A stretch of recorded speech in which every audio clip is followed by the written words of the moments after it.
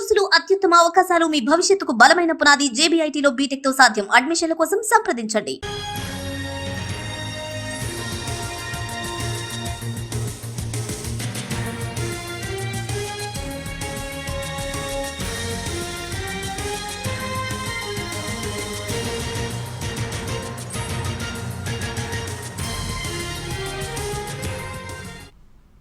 మాజీ మంత్రి కొడాలి నానిపై మరొక కేసు నమోదైంది.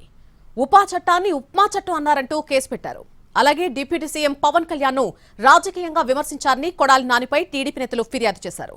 విజయవాడ 1 టౌన్ పోలీస్ స్టేషన్లో కొడాలి నానిపై కేసు నమోదు చేశారు పోలీసులు. ఉప్మా చట్టం ఇడ్లీ చట్టం ఒకటి తీసుకొచ్చి అరెస్ట్ చేసి జైలుకి పంపించడం జరిగింది. అతను మాట్లాడినటువంటి వ్యాఖ్యలు ఇప్పుడే కొత్తగా మాట్లాడినటువంటి వ్యాఖ్యలు కాదు.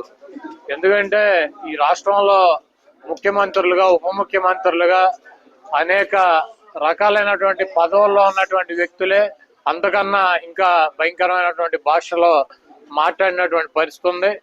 అతను ఒక సంవత్సరం కాలం నుంచి కూడా పవన్ కళ్యాణ్ ని ముఖ్యంగా ఎక్కువ అతని గురించి మాట్లాడతాం, అతని మీద పోస్టులు పెడతాం, ఇవన్నీ జరుగుతున్నాయి.